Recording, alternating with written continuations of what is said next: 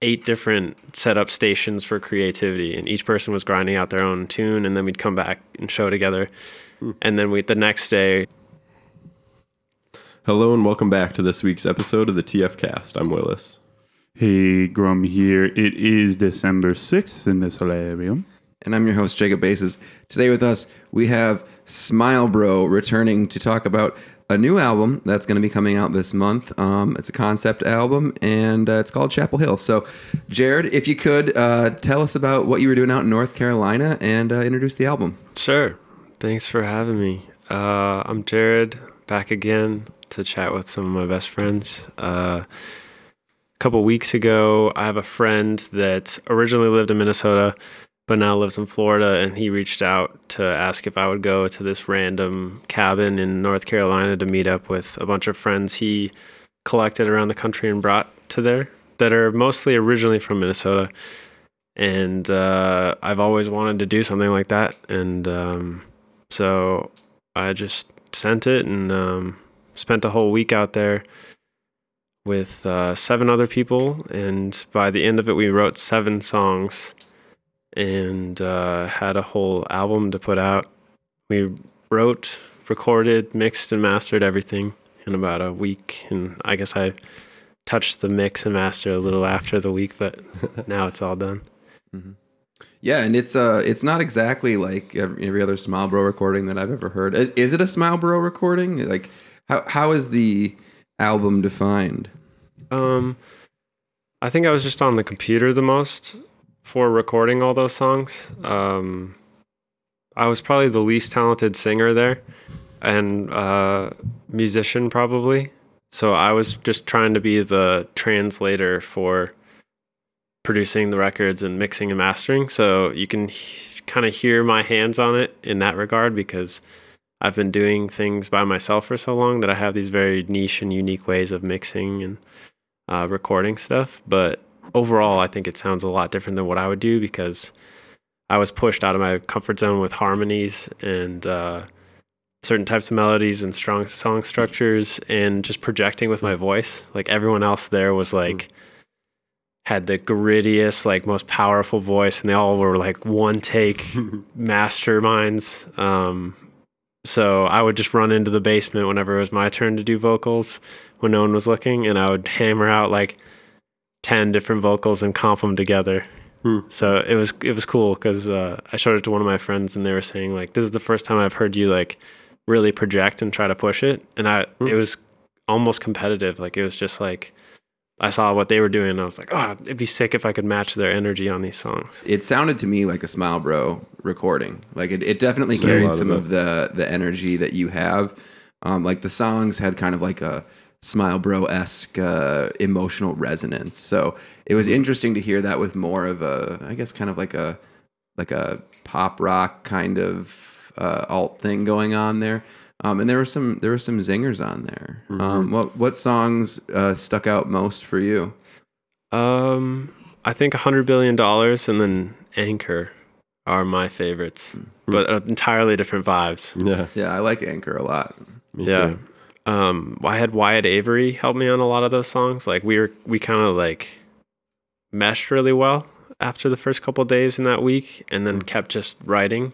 So you'll see him featured quite a bit, and he's so good at harmonies and like, what if we like did this guitar thing for just like 1 second in the song? So it was like he was really good at filling out the tracks in ways that I never thought of before. But since going on that trip, I've been very inspired to like emulate, and he's more like kind of in the indie stuff, so that was really cool to learn and collaborate with. And he's an example of someone that you hadn't worked with prior to going on the trip, right? Had you worked with them like more than 1 or 2 of them? Or? Yeah, I only collaborated on a song specifically with one of them before that week, and I didn't know him before. So what was it like? I mean, just showing up and trying to connect, being like, I guess we got this week to figure something out. Yeah. So we did the writing camp with No Play. It was a 1-day thing with all of our friends getting together and doing that. And by the end of that, I was feeling like, I don't know how to make it better. Because I feel like I kind of push productivity in that one day more than I would have liked. We still had a great time and stuff, but so this time I was like, I don't want my efficient and productive brain to take over this week and make it not fun or productive, because that can happen.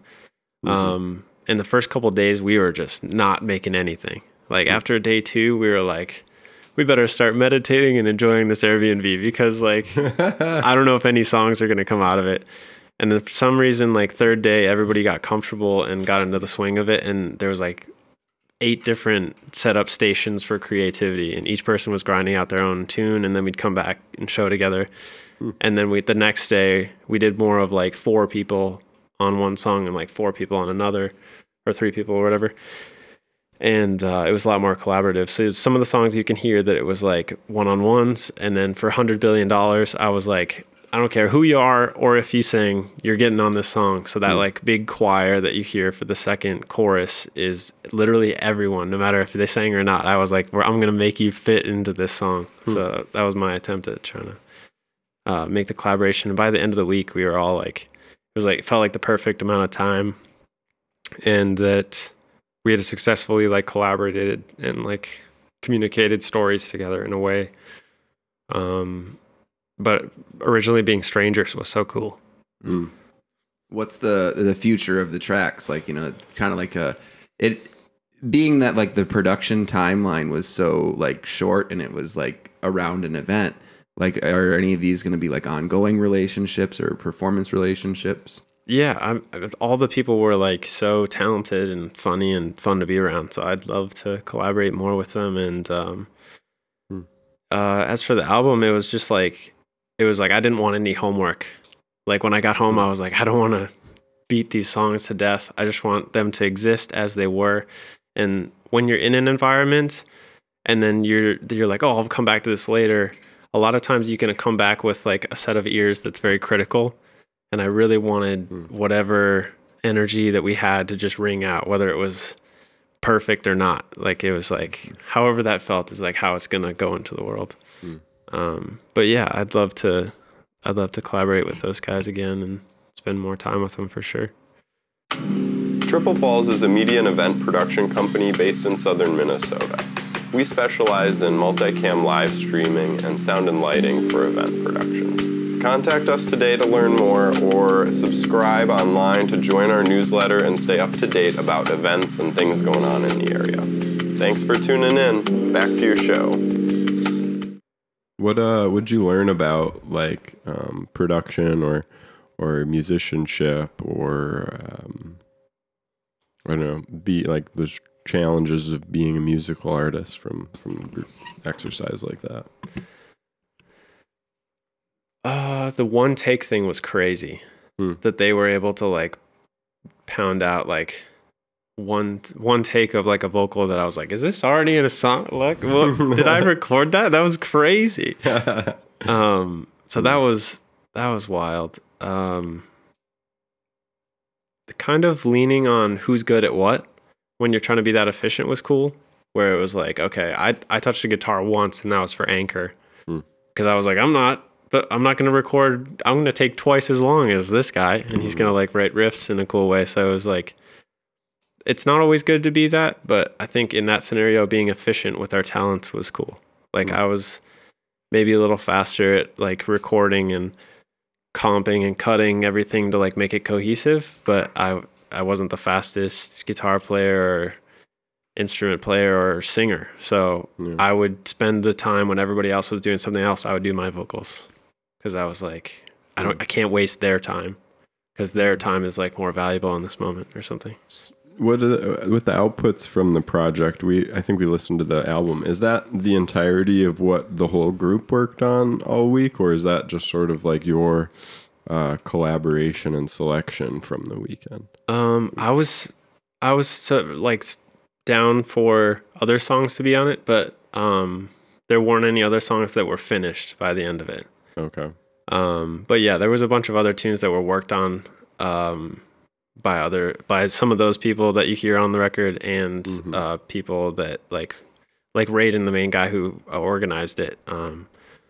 he isn't officially featured on it, but his hands were in the background of a couple of them, and I got him to sing on one, and he made some great tunes that are going to be coming out from the week. Okay, so there'll be more releases. Yeah, they just won't specifically be like Chapel Hill. Okay. Yeah. Cool. And like, how did you get involved with it in the first place? Do you go like way back with the organizer, or what's the vibe there? He was like a friend of a friend, I think, a long time ago, like 3 or 4 years ago, when I didn't know anyone in music, and he was kind of like one of the first people to just be like, yeah, come over and we'll make something. And he's the one who's on Half a Good Memory for production. He was the collaborator on that. So yeah, that was just so weird how things line up, where I would have never guessed that like that relationship would have turned into this whole project, but it's so beautiful, and like I'm so thankful for the experience. Yeah, one of the things that I feel like comes up a lot through people who talk about music on the podcast is just how important networking is with any of the arts. Like the biggest thing you can do to get yourself a lot further is just like meet up, collaborate, and like further your network, because you don't even know the possibilities that are out there. So it's really cool to hear that that's like what's going on with the project. Yeah, not forced. Like shared passion is like so important. I recently started taking this class at Slam Academy with Virtual Riot, who's primarily like an electronic producer that DJs, and I wasn't like the biggest fan of his music, not because it isn't good, but just because I didn't have that much exposure of it. But I had heard a couple songs that I really loved from him, and I was like, oh, I feel like I have some stuff to learn from him. And so far it's been just so amazing being able to like talk with someone else who like understands plugins like I do, and I get excited about, and just like have that shared passion and connection. But it wasn't like, I guess I'm paying to see him every time I see him, but because it's a class. But yeah, just having that common interest with people. Like I'm not just like telling them like, hey, can you like introduce me to Skrillex or whatever. It's more of like him showing like the most detailed work in like certain ways that will forever change how I produce and stuff like that. That was kind of a tangent, but like I said earlier, like Chapel Hill is definitely a departure from what I've heard. It's like a whole Smilebro album before. Like, where is the project going? Because you certainly have like a lot of output. Like if someone asked me to like in one sentence describe Smilebro, I would like, you need to give me a second. White hair. Yeah, white hair, monochromatic. yeah, suits. Yeah. But like, what kind of you take something like this that is a departure from your normal sound. Where does it is it going to have a lasting effect on it, or like what do you envision as the direction for the project? I know you have like quite a few more albums in the pipeline. Yeah, I worry about that because people often want you to stay the same way that they found you, and my sound you can hear in all of my songs. You can hear me in the details of like weird things that I do that are actually probably just me trying to correct things that I've done wrong for so long.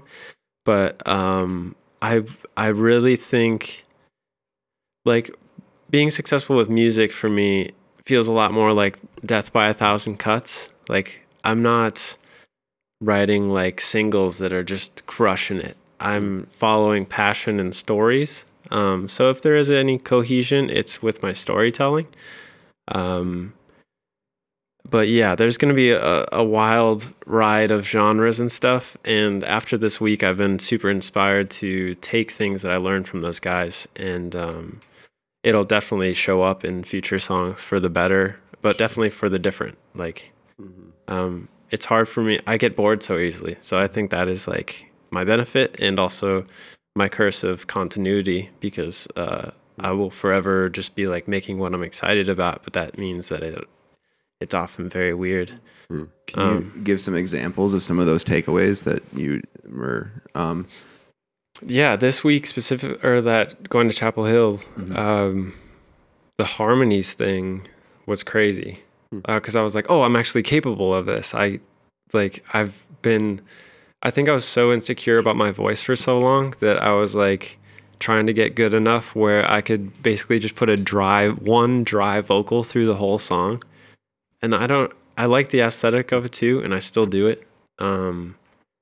But for choruses, I was like, oh, if you actually stack your vocals, it just makes it sound so more like impactful and cinematic. So that was like one of the biggest things that I learned. And then Wyatt was really good at cutting.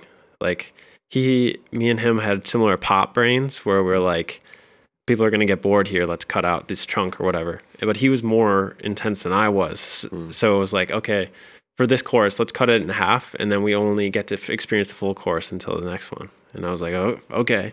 But it was a good practice because you're like, you're only leaving the parts you think are great. You're cutting out the parts that are good, whether you're attached to them or not. And that's not always a good practice because sometimes it's nice to just leave it as a raw gem or whatever.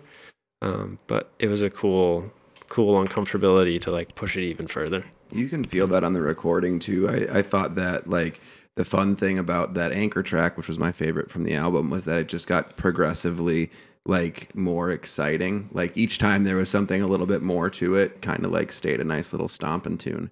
Yeah. You know, there was more each time it came back to give you something. So I can feel that.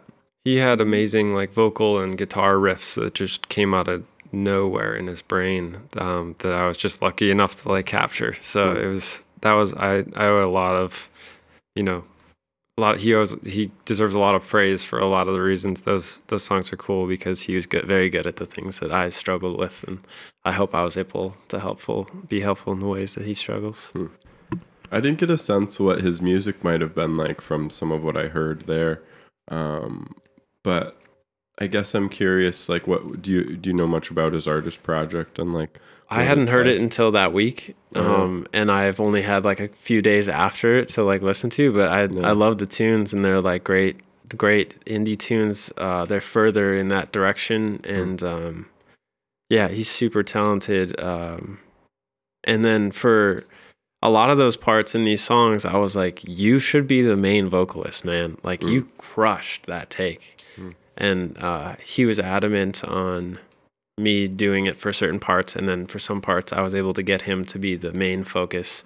So that was cool, where we were like, pushing each other to be better, but also, I don't know, we had to agree to disagree on certain parts where my vocal's the main vocal, even when I thought he was like, his takes were crazy. Sure. He's just more of a higher register. What did you see watching other people's creative processes? Like, how did other folks differ from how you might have gone about songwriting? You said there was like 8 stations or something, so I'm trying to like envision what that might have looked like from a group standpoint. Yeah, what was wild is that it was like, you don't hear much of it in this album, but it was people who make bass music and indie music.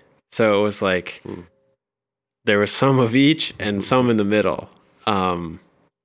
So sometimes it was like a sound design session for like bass music for like a whole day in certain places. And then right next to it was like people with guitars trying to like figure out a riff or like lyrics. So it was kind of like a perfect haven for me, because I think that's where I'm trying to be, is like this fusion of weird electronic music, folk music, and like hip hop a little bit and a little rocky. So yeah, it was, I don't know if that was super helpful for painting the visual, but just a bunch of laptops set up everywhere and monitors everywhere. And if you're like the second guy on a project and the other person's like doing something they don't need your help with, you just run around, see if anyone needs any help with anything, and listen to the tunes. And sometimes you're like, I don't have anything to add, like, it sounds great.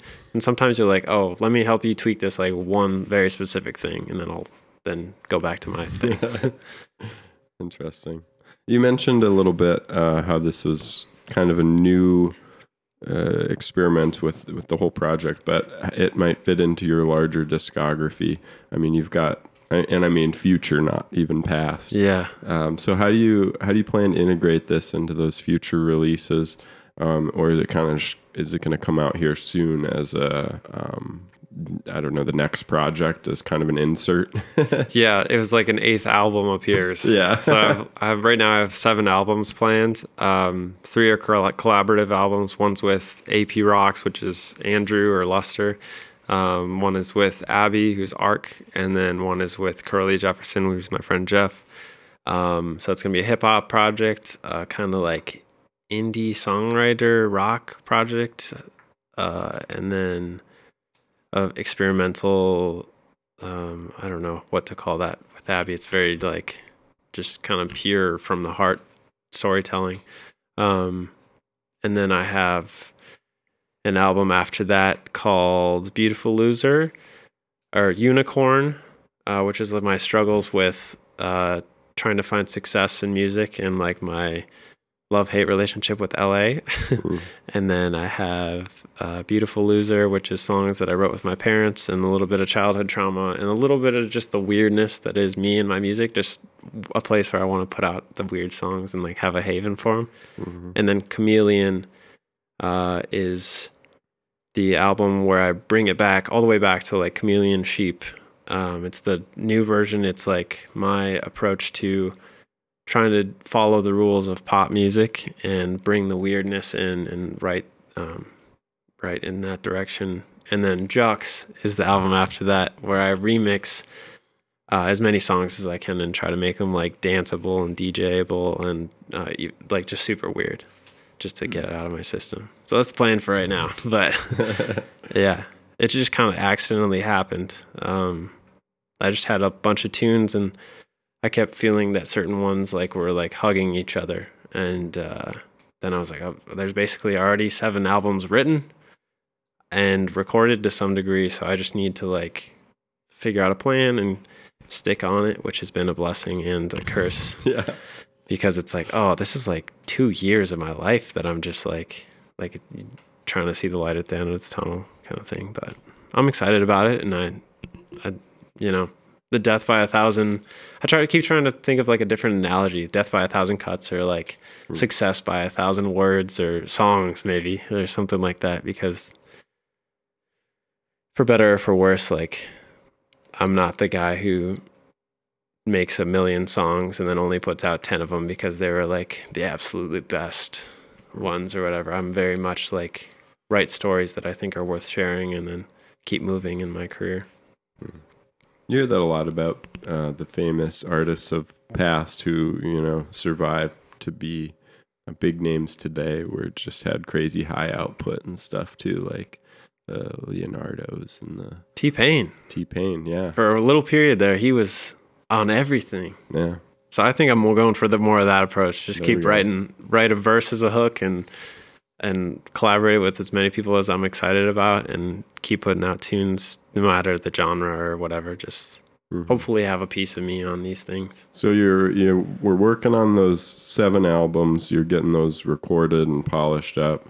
You got this 8th album, the Challenger arrives. Yeah. Challenger approaches. We got the are you writing other stuff too, or is it mostly just polishing for those future releases? I'm definitely still writing, and sometimes they fit onto the albums, but unfortunately I feel like I have tunes that I'm like, okay, these feel like they could use a home, but I haven't committed. I can't commit to any new albums past the 7 because I want a finish line.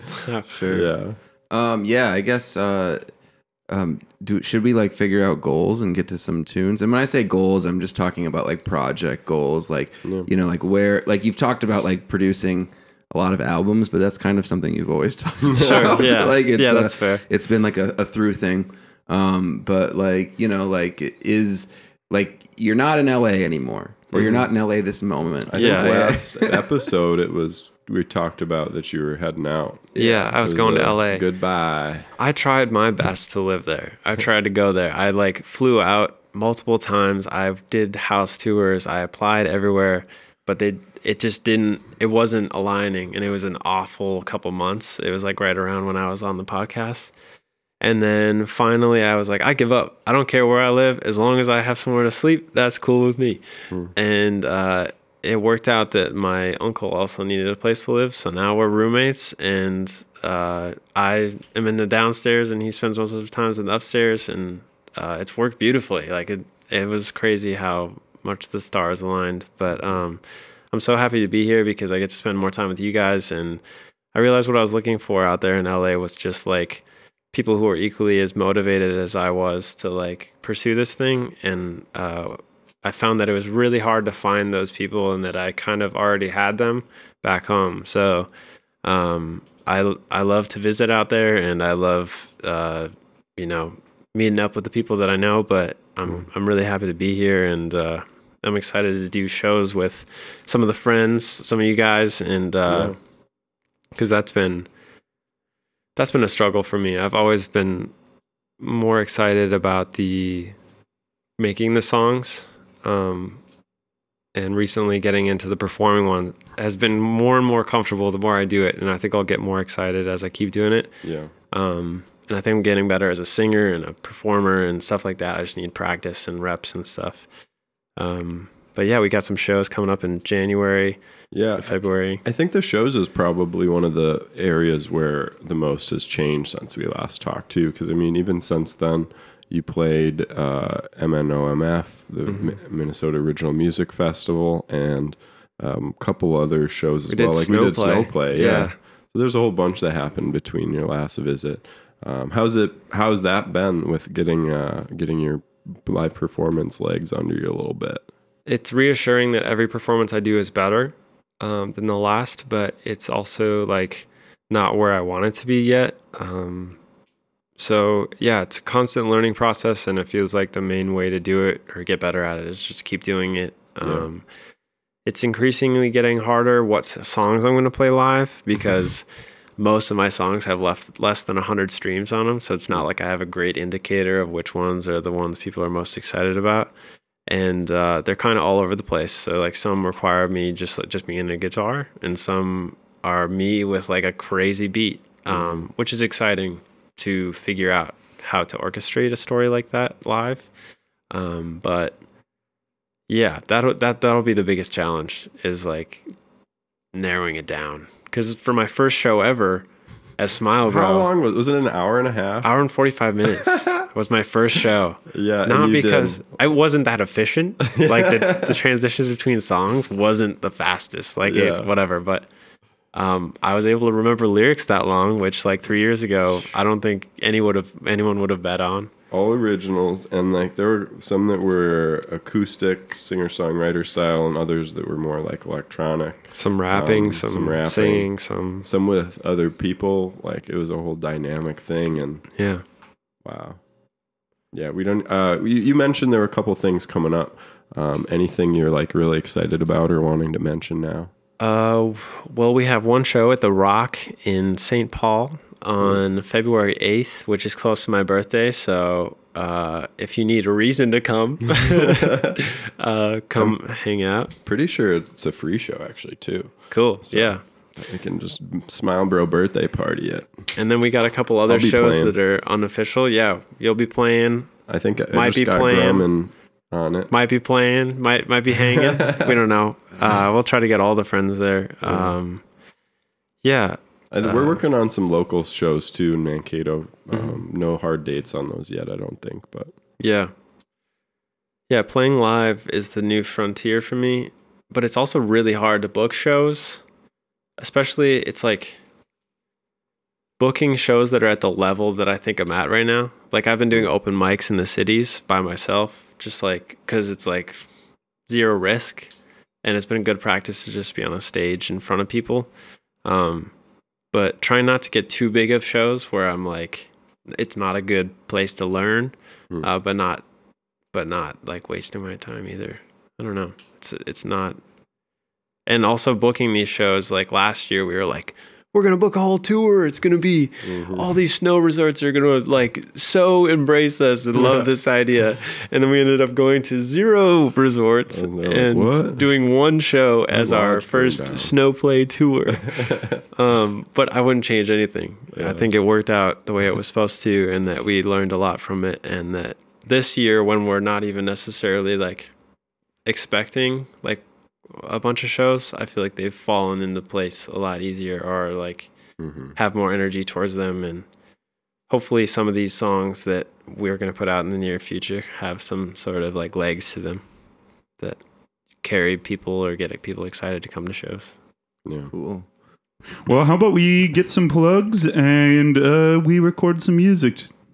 Sure, yeah. Check out Chapel Hill. It's going to be on all streaming platforms. The single $100 billion. I also spontaneously wrote and recorded a song called Wolf that's coming out on Christmas. And then I have a single coming out January 10th with AP Rocks. It's called Memories. And then we have more singles and an album after that and all the other albums.